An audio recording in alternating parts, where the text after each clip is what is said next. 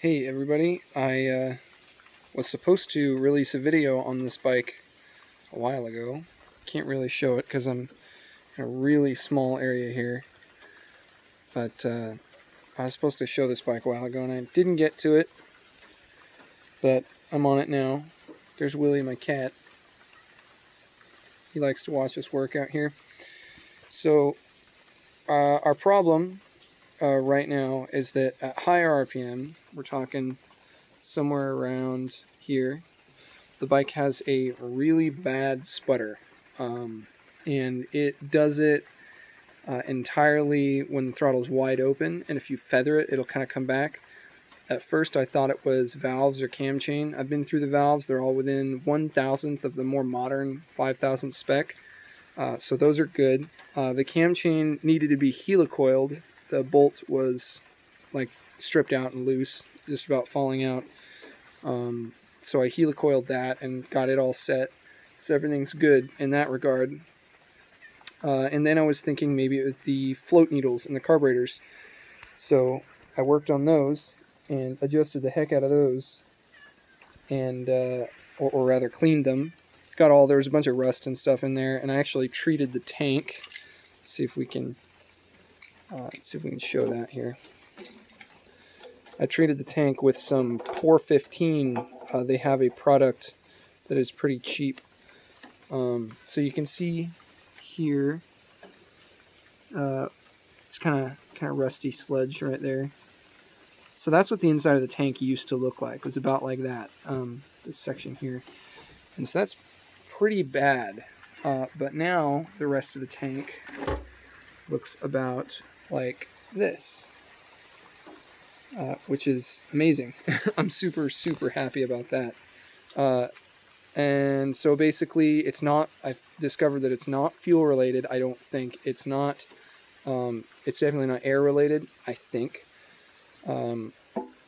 So what's left with it now is, I mean, I could do a compression test and really rule out fuel and air, but I don't have a tester on hand right now. So what I'm going to do instead is I'm going to pull a spark plug. This one is pretty easy to get to, I think. So there's a lot of oil in here too. Let's see if we can shine a light in here. There we go. So there's a lot of oil on this, and it's definitely coming from my valve cover gasket, but I'm not so worried about it because I left this off like an idiot. But I was just checking the oil when I got home from work, and this is where we're at on the stick. So I mean, there's definitely oil in there because it's on the center stand right now. So it's doing pretty good. I don't think anything's wrong with that. So we have some spark plugs. Looks like they're NGK. The previous owner told me that they were new. So I'd like to have faith in them, but we're going to pull them off and check a couple things. There's definitely a bunch of oil in there. I'm hoping that will go away. It looks like it's blowing around from somewhere. So anyway, we will see about that in the future. I did the valve cover myself, so it's probably that. So let me get a wrench on that, and I'll get back to you in a second. So this is not exactly what I was hoping to find. It actually looks like a coffee brown color. Let's see if we can get the flashlight off here. I'm just using the phone for recording. And then it's hard to do it with one hand, but we're going to try and manually focus here. Alright, so there we can see it's the electrode, or whatever that is pretty much a coffee brown color. I don't see any white. It's really hard to tell on this. See if we can maybe get it some light. Yeah, it doesn't look bad at all. So that's cylinder 1, and we're just gonna try and keep going. I'm gonna go one by one and see which ones are not firing. The other thing too, this bike had a little issue with voltage drop, but So you can hear the battery just barely cranks the starter, which isn't great.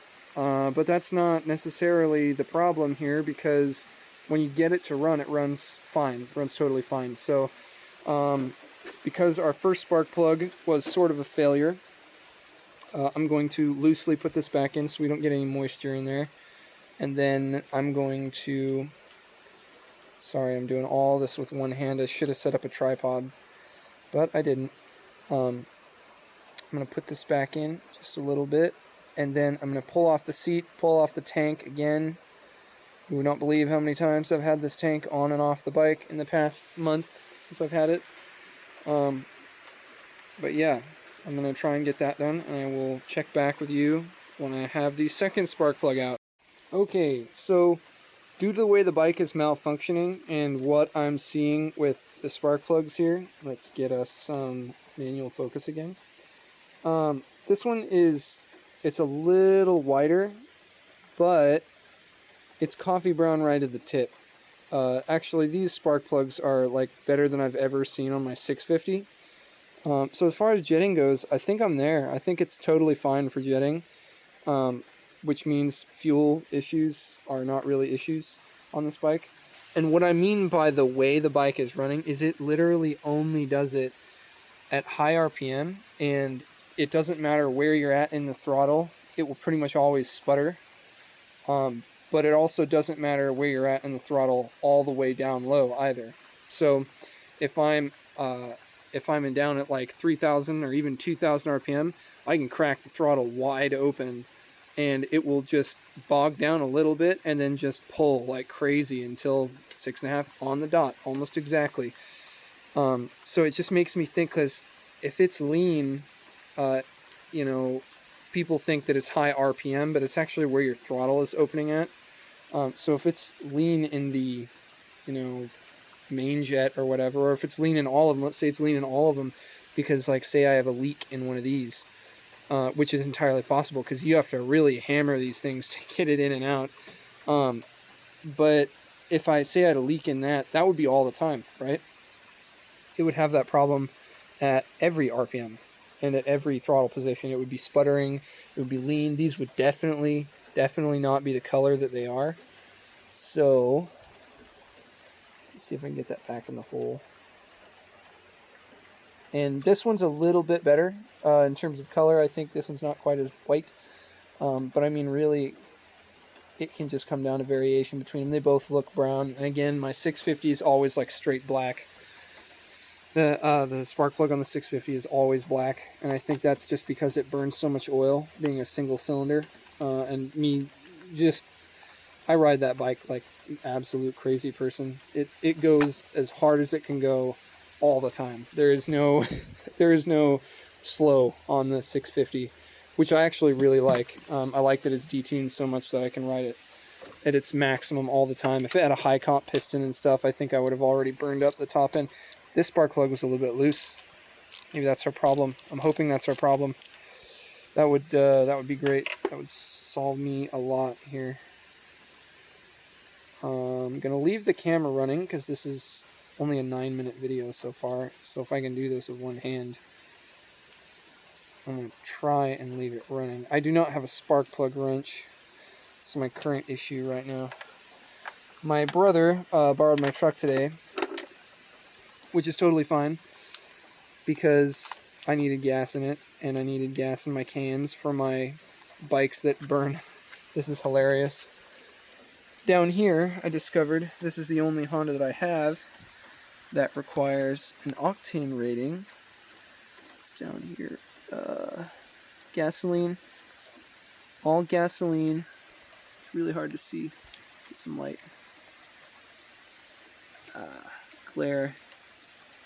All gasoline 91 minimum, which is my only bike that does that. The 250 might have some constraint as well, but I've put regular in both it and the 650 before. Just don't put regular gas in your 650 when you're in Utah, because their regular is 85, whereas out here in Oregon it's 87. And 85 octane in a 650, if I ever get that video out, it pops really bad all the time. Surprisingly, no problems. Surprisingly, no overheating or anything. But whenever you come on to deceleration, it just pop, pop, pop, pop, pop, pop, pop. Really does not like that that octane reading. Like, I couldn't hear any like knocking or anything going on in the engine, but it definitely sounded bad. So we don't have nearly as much of an oil leak on this side as on the other side. So here is our spark plug on this one. Get it to focus automatically. Yeah, there we go. This one's not looking too bad either. There's a little debris on the end of it. It's not looking too bad though. It's a little bent. I don't know. I need to gap these. But again, feeler gauges in my tool bag, in my truck. My brother borrowed my truck, so I don't have anything. So we're looking good there. And you know what's great too is I actually have an endoscope that I could stick down in there. Now I just have to hook up my laptop because it's one of those Chinese ones that you're supposed to use with a phone. And it doesn't work for phones, of course, but it works as like a webcam on a laptop. The guy at work gave it to me.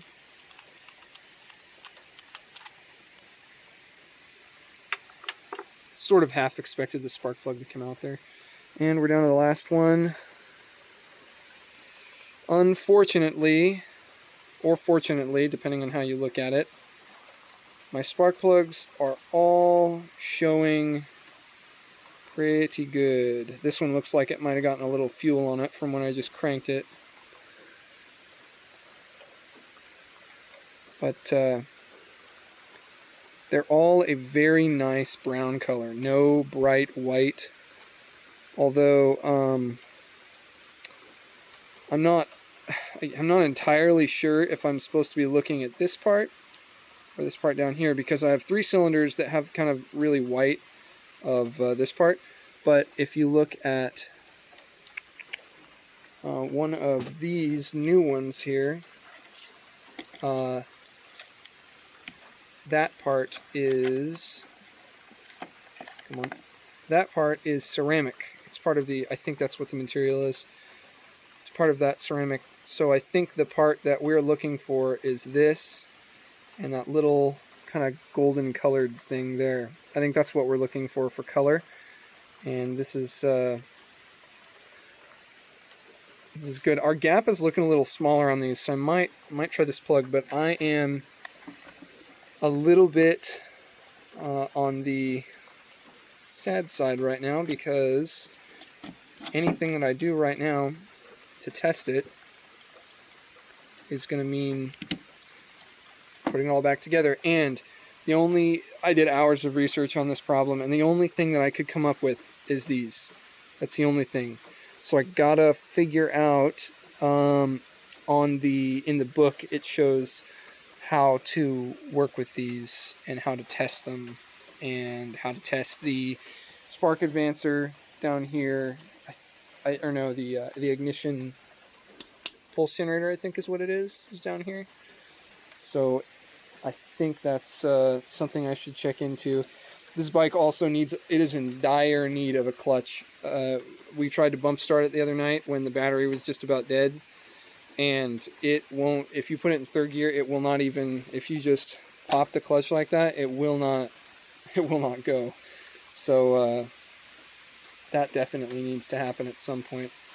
But for now, I'm going to replace all the spark plugs, put them all back in, and hope that the weather is a little nicer tomorrow. It's pouring down rain right now.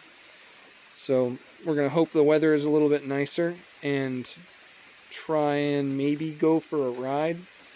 And failing that, I'll just put the gas tank back on and try and rev it up and see if we can get anything to happen with it. I'm a little disappointed, to be honest, and if anybody has any ideas as to what it could be, I'm all ears. Again, just reiterate real quick what I don't believe it is. I don't believe it is the carburetors. The symptoms just don't work with anything I've ever seen carburetor related. I don't believe it is air, and I don't believe it has to do with valve timing. So my last 2 options here are that that it's these or these. And if you don't know what those are, then you probably shouldn't be answering the question. So my guess is that it is this one right here, but I don't know a lot about these, so I need to do a little bit of testing out of the book, and that might be included in this video and might not. We will see. And just in case I get more than one person watching this video, thanks to all 5 of you that are watching this, and thanks to Verbal Widget Guy for prodding me, poking and prodding me to finally make a video of anything, and it'll probably be up in 4 days.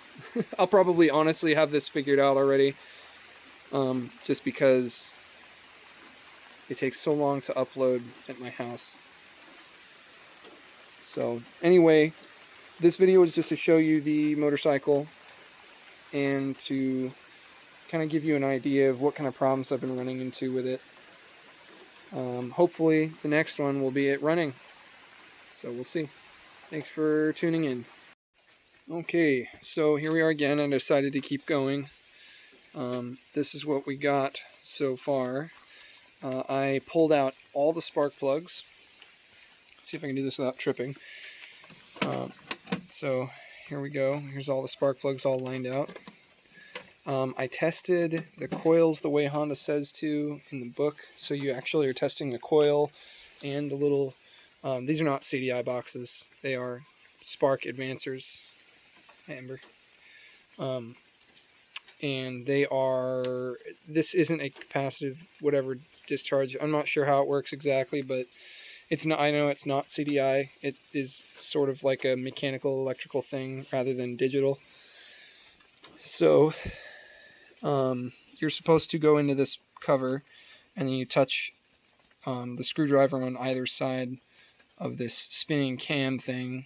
You're supposed to check the clearance as well on each side, but I don't have my feeler gauges with me, so I can't do that.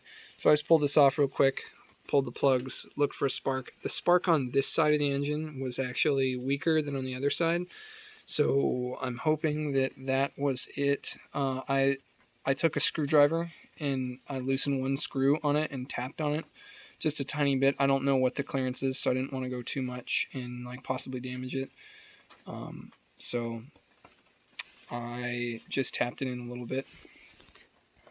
Let me put my blinker relay. If you ever have a problem, if anybody else has one of these bikes or even one of these blinker setups, I spent forever trying to figure out what exactly there was wrong with the blinkers, and I discovered that these blinker relays, the old style ones, wear out, but they're really easy to repair. You just get some pliers and you pull out these little tabs, and then on the inside of it there's a little flappy piece that goes like that with the rate of the charge, and all you have to do is bend that so that the clearance is closer. So when they wear out, they don't actually wear out, they just kind of lose that tolerance a little bit. So I'm just going to stuff that back up in there, and this has 3 wires because it is a new wiring harness, so it's just randomly got another wire in here. The guy had some sort of, he thought it was a parasitic drain somewhere in the system, but I'm thinking it was just he was using conventional battery. I'm having the same problem with this battery, it just drains. But it could also be that the stator on this bike is a little worn out, or a lot worn out, so I'm not quite sure, but we've got it hooked up right now. I've got it on, let's see if we can move this a little bit. It's on fast charge, so the carbs are full of gas right now, I think, I hope. I can't actually see, so here's that, and we'll pull a choke, see if it'll start. So there's that. Unplug our battery.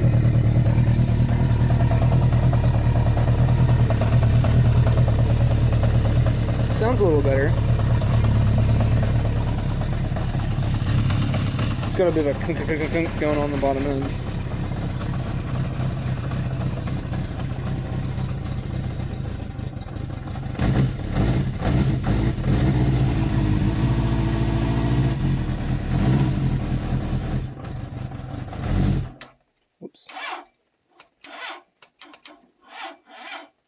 yeah, our timing's off here. Let me see if I can get it started, and I'll show you the result of our labor.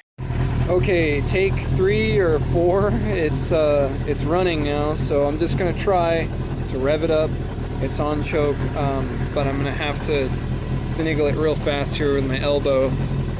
So don't be worried here, the camera's shaking, but I'm just gonna have to hit the choke with my elbow, and I'm gonna try and rev it up to like 7,000. We'll see if it goes. It's currently like 10 o'clock, so I'm sure the neighbors will love this, but we'll see what happens.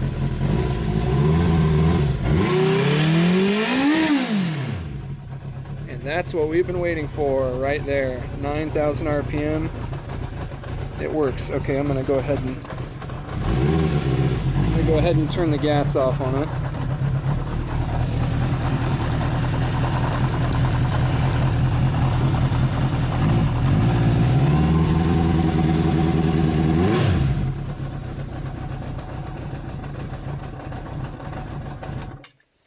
Okay, well, under no load, there's not really much we can discover from that, because usually when you put power to the wheel, motorcycles do weird things. You know, part of the issue could be, you know, the clutch slipping or the stator being weird or some other crazy stuff that the moment you put power to the wheel, it changes things. But hopefully 9,000 will be achievable again. Tomorrow I'm going to try and take it out on the road, and man, if I could get the full power out of this bike, that would be superb. I actually really enjoy this machine. It's old, but it's a whole lot of fun. And I'm looking at like a Triumph Trident or a Bonneville or something like that, or even maybe a Norton. But I would have to sell this thing to be able to afford it, and I don't know that I could. I really like Hondas. I love this era. Another bike I'd love to get instead of this one is an older Super Sport, like a 1975 Super Sport. That would be amazing. The same year as my dad's bike. So yeah, I'm pretty stoked. We'll see tomorrow. It doesn't smell nearly as bad of gasoline as it did before. I'm thinking it's the carbs, or I'm thinking it's the spark plugs is what it was. But you never know. It could have been that little thing that I tapped on down there in the side cover. So we'll see. The only way to really find out would be to pull the tank back off and look at that one spark plug, the one coil that was a little bit weak. But for now, oh yeah, and I did also put some of this on all the spark plugs.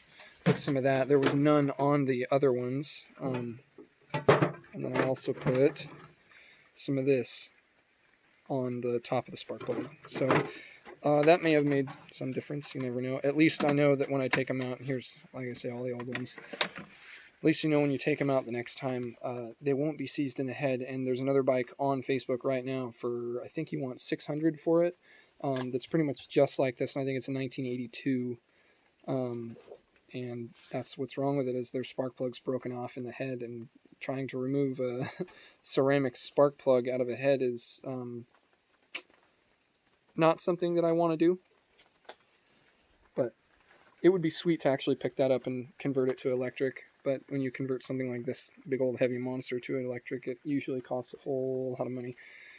So anyway, I will try and update this video tomorrow and see what we get for a final result.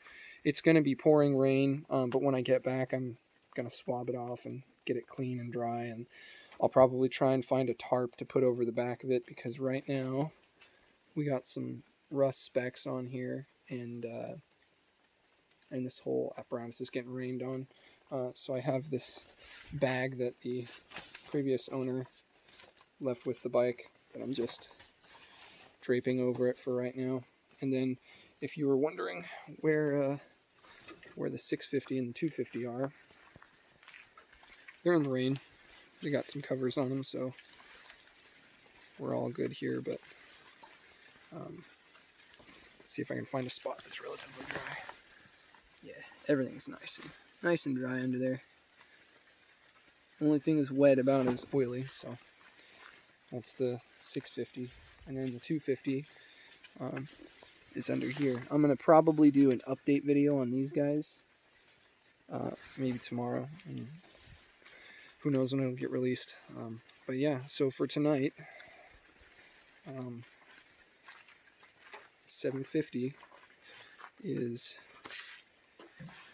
hopefully done. I haven't had it to 9,000 rev up like that yet. So we are hoping that it will work.